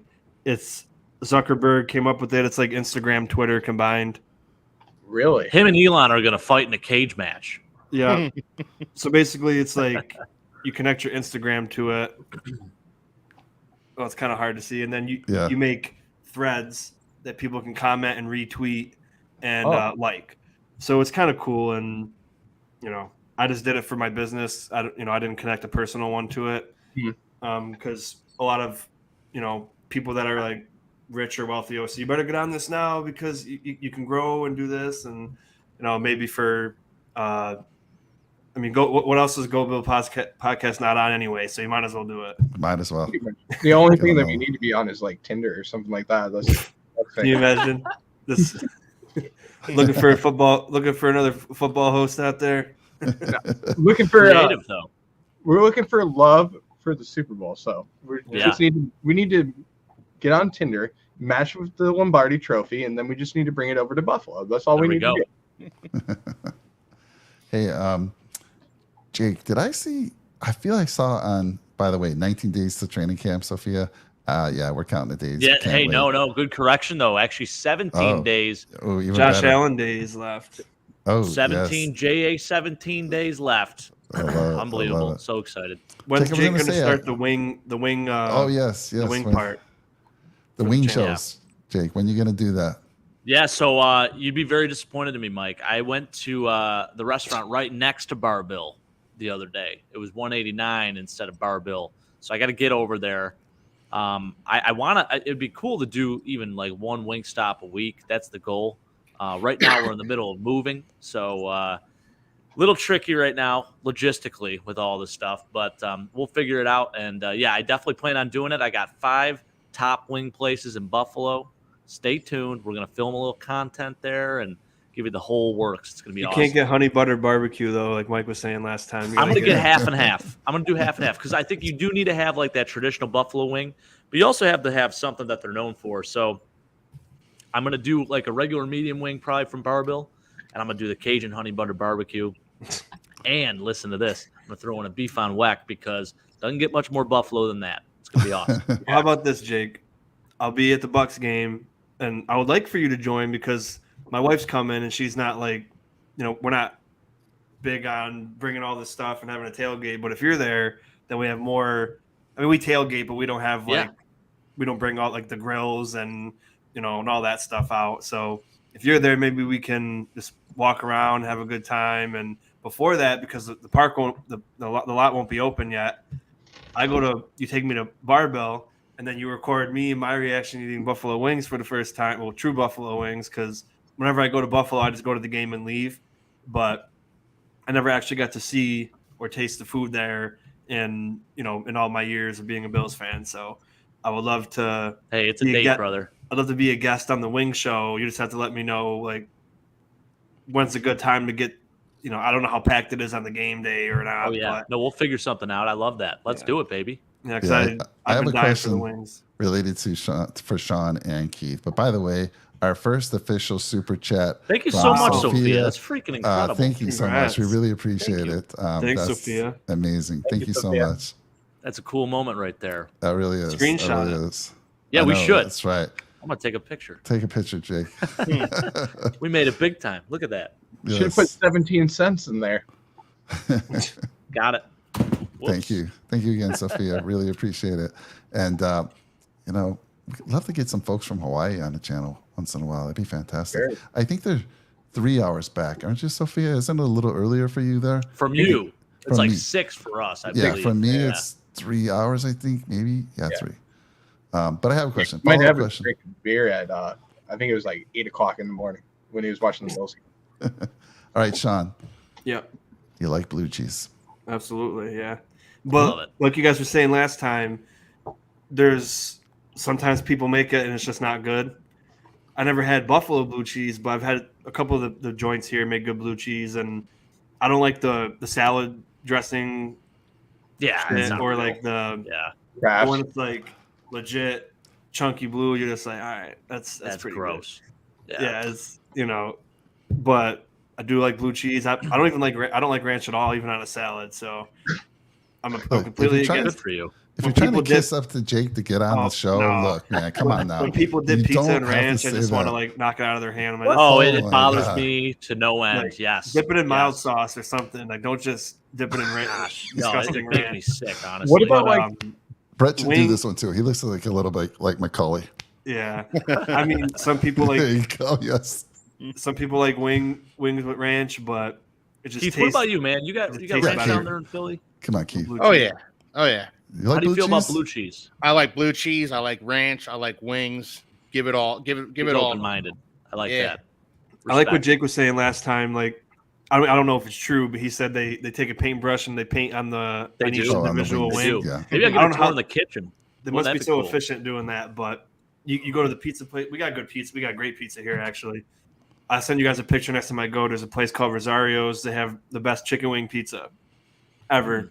And I can eat there every single day. But it's just like the wings. And people around here, it's always hit or miss. You get the wing, and it's like Mike said, a little bit rubbery. There's like no sauce on it. It's just like oily and shit. And you're just like, what the hell? I don't want to eat these. And then I started thinking, like, are the chefs really out there just like, like there's a big mad rush of people and all this like painting, putting all their heart and soul into the wing. I was like, I need to try that. I think that's a little, I don't know. I've been to Barbell with Jake the one time, and I didn't watch close enough, but I will. He does they claim it's painted on there. I don't know how that would work efficiently, like you said. Jake, when you're there and you probably do your first show, I think you're sponsored by them, honestly. But maybe you can ask to take a picture of that or a video of them painting it on so we can kind of see that in action. Let me ask Brett real quick, but Sophia, have you guys in Hawaii ever heard of this blue cheese dressing? Have you made it to Buffalo, New York by any chance to try out wings and blue cheese? Kind of curious what you think of it. Brett, are you a blue cheese fan? So I'm going to tell you the answer is yes, I am when I go to Buffalo. Okay. But when I'm down in Florida, it's awful. I'm sure. I like ranch. Everybody down here likes ranch. I'm going to tell you that right now. We do not have a good wing place down here. The only place that you can get good wings at is Publix. I'm telling you. The supermarket. I mean, Jake, you were hating on Buffalo Wild Wings the other day. They are pretty good. I was. You were. Buffalo Wild Wings, if you get the cheese curds, I always got because when I was in the Army and I was in the barracks, we didn't get like the Bills games or anything. So all my friends, we all like different teams. Every Sunday we go, we get or whatever we want to watch all the games. It's cheese curds, fried pickles, and mild boneless wings, and I would get that every time. And it would. I mean, you would go mild though. Yeah. Oh yeah. I'm a mile guy. Wow. Oh, Sean, I don't come know. on. You really That taste the shot. flavor. You really taste the At flavor least at the the mile. medium. At least the medium. Dude. Gotta get a medium, man. Yeah, I'll do it when I'm in Buffalo. The medium. I'll do That's half right. medium, half mile. But For sure. so, like I'm hit or miss with spice too. Like it's either super hot and I'm just like, oh, I can't eat this, or that's good enough. I like that. But if I'm in Buffalo, I'll give the medium a try. When are you going to be in Buffalo, Sean? What's The the Bucks game, what month is that? 26th, October 26th, I think. What is the 28th? Oh yeah, one of those two. All right. Man, I would love to get down there and go to. Yeah, I know Jake's already going to for like 3 wings. games, but if I'm sure those tickets won't be too bad because the Bucks stink, so they're gonna probably be a little bit cheaper. I'm sitting right in the right next to the tunnel. That's Those are awesome, man. The ones I want at the stag party. Heck So yeah. Sean, that's the week that I always go to New York. Are you gonna be in Buffalo? I'm not, because guess what? This year I'm getting married, so I He's can't. getting married. That's right. That's I can't like the do week it. before you get married. So you go to have a nice time with your friends, get some wings, and That's your honeymoon, buddy. you don't Yeah. have to watch you don't have to spend money on the game. You can sit in the lot with me and hang out with me and Jake, and then you can listen to the game from the parking lot. You know how disappointed I would be if I'm right Nah, there that's just and I'm not going to torture. the game. I would go up 1,200 miles to be up there, and I'd be right next to the stadium, and I'd be like, And not in it. yeah, I'm not in it. Well, you could hear everything, and That's like right now. I mean, I can hear everything that's going on at the high school that's right behind my house. I can hear the games, but do I want to be there? Of course. I'm going to pay the $10 to go to the games. Now, I know it's a lot more than $10 to go to the Bills games, but for the 1,200 miles that I go there, I have to go to the game. I get it. Well, I'm definitely going to be seeing Jake then, and he's going to take me. He's going to take It's me going to be an around. awesome time, man. He's going I'll to show take you to around. Barbell. Yeah. Ask him to take you to like Doc Sullivan's for some Smitty Sure. wings, Gabriel's Gate. 9/11 Tavern. What time do the lots open on a night game? 1? I think the I- lots open 3 hours. So it depends what lot, because there are certain lots that some people are there from like Monday Right. onward. I went to the one. I forgot what it was, but it was the one right next to the road next to the stadium. Okay. You pass you pass Josh Allen Street or Boulevard, wherever it is. Was that the RV lot then? Were you over by the RV lot? It was. I don't think it was the RV lot, but it was Danny's? Were you at the maybe. your It opened Danny's? at 9, and we got there at 8:59. The guys, you got to fucking turn around. I was just Oh, like, really? It's 8:59 because my friend was wearing a Cowboys jersey because he was a Cowboys fan, and The I think he closer saw you him- get to the stadium, yeah. I think he saw him I'd driving, say- and the cop was like, "It's not time yet. You got to turn around and get out of here." I'm like, "Bro, it's 8:59. Relax. What are you talking?" Right. Yeah, I mean our office, like we open up. I mean, with that too, Sean. Just let me know when you're coming in. I can get you a spot at our office maybe for tailgating there. Yeah, I So, love that. I mean, we had a pretty fun time, and we went and saw Pinto Ron. I didn't drink out of the bowling ball or get the wings out of the Foot Locker, but we saw all that stuff because the last time I went to a Bills game, it was a preseason game when I was 10 years old. My dad, when he was this jail, he's a CO. They would do bus trips. So I went to a bus trip. And I never went again because whatever. And then I was in the Army for 6 years, so I didn't get to go. And then I came back and I went to the game finally, so it was a long time. So I'd be really down to, what's so funny? Shiloh was trying to take Hannah's jacket, and she's like wrestling with her, and she like pretty much almost came right to the camera and knocked it over. And she literally Reckless. My pulled cat made an Hannah appearance all the way. earlier. Yeah, I saw the cat. I got a little One of my worried. cats, yeah.